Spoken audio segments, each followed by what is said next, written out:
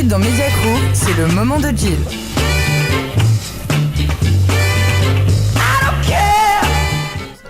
Gilles. Alors bonjour Martin avant tout, bonjour Geoffrey, bonjour à tous. Bonjour Gilles. Alors le sujet dont je vais vous parler aujourd'hui est du genre à me faire vomir mon sandwich de midi. Je ne vais pas vous parler des attentats, ni de l'accident de TGV, ni même de ce dramatique fait divers chez nos amis orinois. Je vais vous parler d'un sujet de société, un sujet important dont mon frère, qui est futur banquier, n'avait même pas entendu parler. Au 1er janvier 2016, tous les comptes courants que vous avez à la banque seront taxés de 2 € à 2,50 € par mois. La Société Générale a été la première à dégainer avec une carotte à 2 € par mois. C'en était trop pour BNP Paribas qui a annoncé élever la carotte à 2,50 €. Alors si comme moi vous êtes client à la BNP, rassurez-vous en disant qu'après tout, c'est nous les avant-gardistes.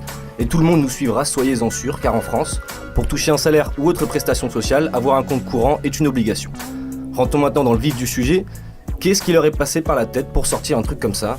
Officiellement, les banquiers doivent faire face à ce qu'ils appellent des évolutions législatives. Dans un courrier adressé à ses clients, la BNP assure déployer des moyens importants pour contrer le risque de fraude par la surveillance quotidienne des comptes et la protection des données personnelles. Les frais de tenue de compte comprennent aussi la comptabilisation de vos paiements et encaissements. En gros, tout ce qui était gratuit avant sera payant à partir du 1er janvier 2016. Si l'excuse officielle paraît assez facile, la raison officieuse ne laisse planer aucun doute. Un banquier, il veut faire de l'argent et rien d'autre. Si les banquiers voulaient faire gagner de l'argent à leurs clients, il y a bien longtemps que ça se saurait. Il est donc assez facile de comprendre la logique de BNP Paribas.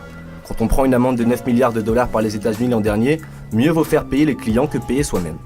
D'après le Canard enchaîné, l'objectif est de pousser les clients vers les banques en ligne où les comptes courants sont gratuits, des banques en ligne qui sont toutes des filiales de banques traditionnelles. Donc je vais donc conclure par une jolie phrase du Canard enchaîné.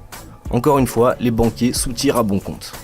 Oh là là. Elle est pas mal, elle est pas mal. J'ai un problème parce que je n'ai même pas de 2,50 € sur mon compte en banque. Et si tu dois payer pour avoir un compte, je comprends. Comment je vais faire ? Bah écoute, je pense qu'ils te le garderont et qu'ils te mettront 5 € le mois d'après quand tu auras 5 c'est €. rétroactif. Je pense, oui. Super, merci Des beaucoup. intérêts, quoi. C'est sympa. Non, mais Sympa. c'est sympa. Belle rentrée en matière, Rémi. Merci. Merci C'est ce beaucoup. qu'elles disent toutes. C'est ce qu'elles disent toutes. Oh là. C'est ça. En tout cas, merci à toi Gilles. On te retrouve bien sûr la semaine prochaine Bien sûr. pour un nouveau moment de Gilles.